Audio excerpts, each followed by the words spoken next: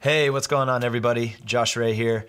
Hey, we got a brand new tutorial here where we're going to be talking about synth bass. In the first part, what we did is we broke down an analog synthesizer, and I showed you how I got some good starting bass tones. So if you're using something like a Moog or maybe a Korg, there's a lot of really cool, simple synthesizers out there where you can get some, pretty great stuff. However, as fun as it is to have something like a Moog where you can grab like a big, giant cutoff filter knob and sweep it, you don't really need one. And I think that there's some really awesome options that are out there for those of us that want to do stuff with software. And maybe the limitations are things like budget. But honestly, there's so many incredibly awesome sounding software plugins out there that just sound so good that it's not even about budget in my mind. It's always about like what sounds great.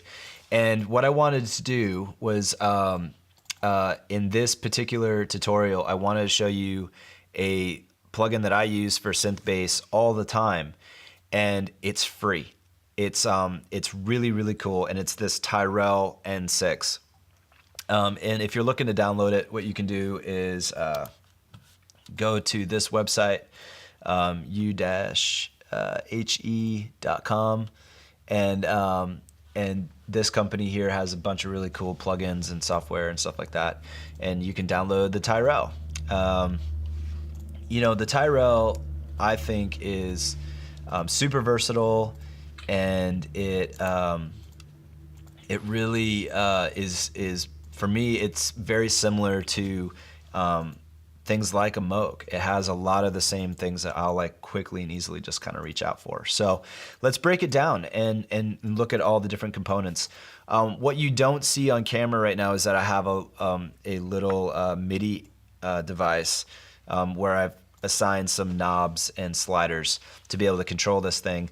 And I know that a lot of us out there, probably don't use all the same DAWs. I'm using Ableton Live just because it's a great hub for a lot of different things that I use.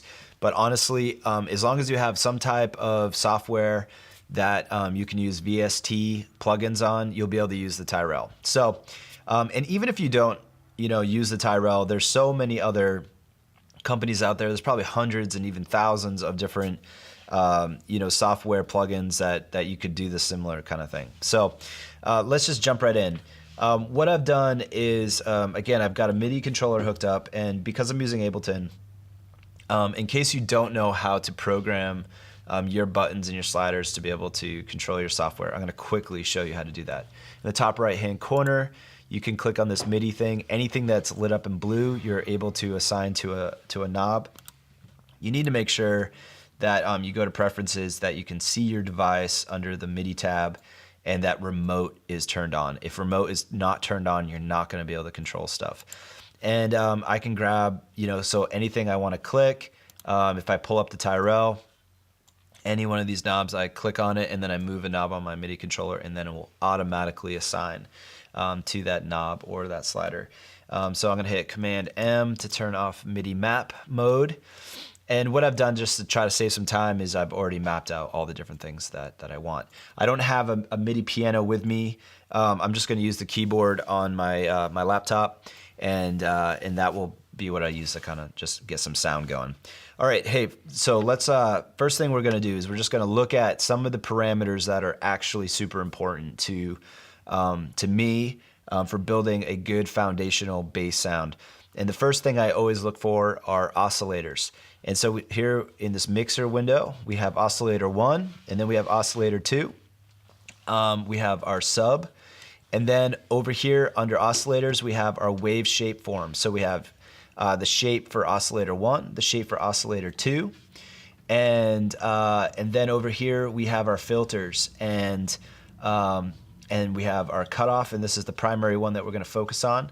And one thing I want to mention about the Tyrell that I think is super cool and makes it, in my opinion, even more versatile than something like a Moog Sub 37 or a Model D is that over here you have this mode where you can switch it to poly, mono, legato, or duo, and that's really powerful. You know, most analog synthesizers are limited by the number of voices that they can create at the same time, and so the Sub 37 that I use, that's a paraphonic, and so I can kind of achieve a similar type of thing by going into duo mode.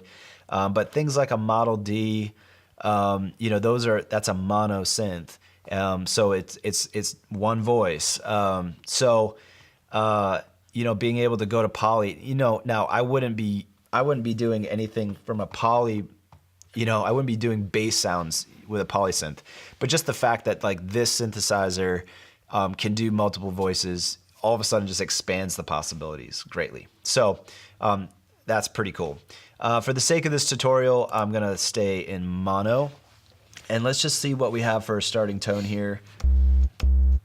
So it sounds great right away. That's just oscillator 1, and you know, I'm gonna grab our wave shape here, and as I filter through, you can all of a sudden hear as I get closer to square wave, it gets really bright and aggressive. I like to start with more like a triangle for my starting oscillator. It establishes just a lot of just weight and feels round. It feels like a bass. The next thing I'm gonna do is I want to listen to just oscillator 2. So I'm gonna bring oscillator 1 down, bring oscillator 2 up. And that's really bright. It's got a different, this oscillator has a different character than oscillator 1. I'm gonna sweep through the wave shape. Okay, so it's all pretty aggressive. So let's bring oscillator 2 down. We'll bring oscillator 1 back up. And then what we're gonna do is we're gonna salt this to taste, right? So I'm gonna play oscillator 1, slowly bring in oscillator 2. And the reason why I'm doing this is because I get nervous about when I play in the context of a full band, if I don't have any of that brightness on the top, that I'm gonna lose note definition. And that all it's gonna do is just create this super ultra muddy kind of bottom end. So I bring in that more abrasive grit on oscillator 2. And there's a lot of other things that we can do. We're gonna keep this really basic. Now let's bring in the sub. Listen to that. All of a sudden, if you know, you're definitely gonna want to have headphones or speakers, so you can hear the bottom end here. But that's really like filling out that ultra low. So I've kind of blended all three of these things to taste. Okay, the next thing that we're gonna reach for is over here in our filter section, and we're gonna go to the cutoff. Now, to try to help explain what the cutoff filter is and what it's doing, we're gonna close this window, and I'm gonna pull up this EQ section here. And now I'm not using this. I could use this, but you know, I mentioned this in the first video, that one of the first things that I always reach for whenever I'm trying out a new synthesizer at a music store or at a friend, you know, if a friend's bought a new one, is I'm always reaching right for that cutoff filter. And every manufacturer kind of has their own slope and their own kind of approach to the cutoff filter. It really kind of changes, you know, kind of the unique signature that a synth can have. And some synthesizers will even have, you know, some analog ones will even allow you to change the slope. And what this is I've got this, let me turn this on. So I've just pulled in this EQ, and what I've done is I've just put a low pass filter on, which is the opposite of a high pass. So the high pass lets, you know, all the high frequencies pass through the filter, and this is the opposite. This is actually going to cut off all the high stuff and just let the low things pass through. So if I turn this off and I play, what we're gonna do is we're gonna see the waveform. So we can see down here, you know, this is probably down in like the 100 hertz and below area, right? That's where most of our energy is. But let's look at all this gritty stuff up here. See all this right here? So that's our top end. So if I turn that filter back on and I start to sweep down the frequency range,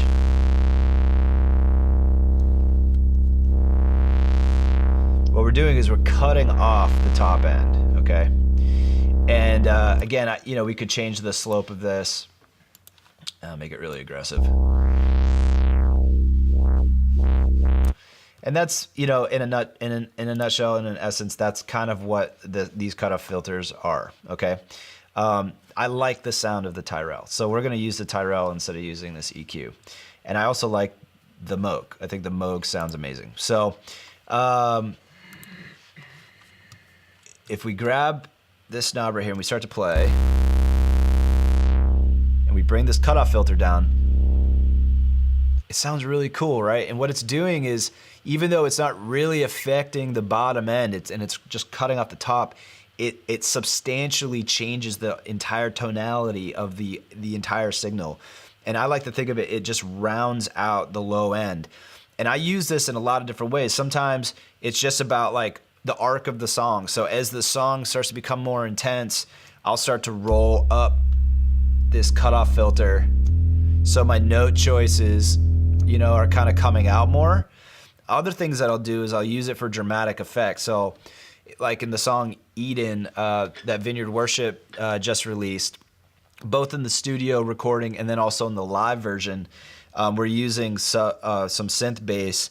And in the intro and the first verses, we're doing these kind of like filter sweep things where we're taking the cutoff filter and going, right? And dropping them out on like the snare hits. And, just doing little things like that are just kind of fun tricks that the cutoff filter is just like, it's really great for. So I think, for me these kind of like elements are my basics. These are my starting points. This is the 101 that I reach for. Another thing that I'll do, and it's actually takes a lot more work to do this in the analog world.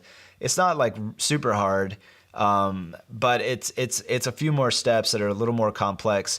If I wanted to get, say, like my Moog perfectly synced to a click, there's a couple different ways to do it, and it's all kind of a pain in the butt. It's incredibly simple when we're dealing with software. And the Tyrell itself doesn't have its own like built-in arpeggiator. It doesn't have its own built-in step sequencer. So there's a couple ways to do this, and I'm going to show you a really simple way in the way that I typically reach to if I want to do this really fast. And in Ableton, and depending on your DAW, there's different ways to do this, but in Ableton, there's a built-in arpeggiator. And you just take that arpeggiator and just drag it in, drop it into your drop area. Let me delete this here. And I'm going to turn it on. And what I've done is I've taken this arpeggiator and I've programmed the rate to a certain knob.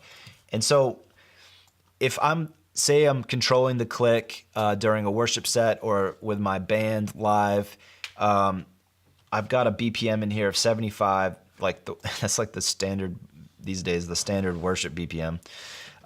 So we're just gonna hit play. Now, right now you don't hear anything.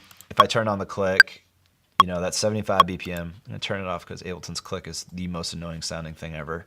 But right now, what's happening is this arpeggiator is synced to the click. And so if I set this to quarter note subdivision, and then we hit the Tyrell, let me get the cutoff filter up here. Right, it's moving with a click. So we can then adjust the rate so that we're subdividing that. So now we're, doing eighth notes, and then 16th. And, you can adjust the gate, and the gate is gonna change kind of the attack on those. And, you can mess around with some of these other things, like if you're playing more than one note at a time, it can do a groove thing and kind of do, an arpeggio. So, but typically I'll use it just for kind of like walking lines, where I want to, and then I'll grab my cutoff filter on the Tyrell. Let me pull this up so you can see it. Grab my cutoff filter and I'll just do these like kind of pulsing, things on sections. Yeah, I mean, it seems like it's simple, but it's amazing how much energy it can actually add to certain sections in songs and dynamics, and it's so simple to do. Now, if you're in a situation where you're not running the click, if you have an audio interface that has like a MIDI in out, or maybe you have a synthesizer that has a MIDI in out. What you can do is, from whoever is controlling the click, if they're doing it with a DAW that has like a clock option, then they just have them send the clock out, and then you run it into your device, and then tell your software, your DAW, to then receive clocking info, and then that will allow you to kind of sync it up. So anyway, I hope that this was helpful in encouraging you to just try out maybe something new, and maybe you're a keys player, and you'd like to try to like maybe do some more interesting things on the low end of the sonic spectrum. Maybe you're a bass player, and you'd like to just broaden kind of your palette, or maybe you're a producer and songwriter and you're doing some recordings, and I hope that what this has done is this has shown you and given you permission to just try something new with the territory of bass, and the coolest thing that I think is available to all of us is that you don't need to go out and spend hundreds or thousands of dollars on a Moog or a Juno or whatever, right? You could get a free plugin like the Tyrell, and I know there's many others out there that are doing really cool things as well. But you can just get a free plugin like this, and you can hook it up to I mean, I'm using literally a Apple keyboard, right? And you can play your lines and whatever. So it's super fun and really cool. So I hope it's been inspiring, and I'll catch you next time. Take care. Peace.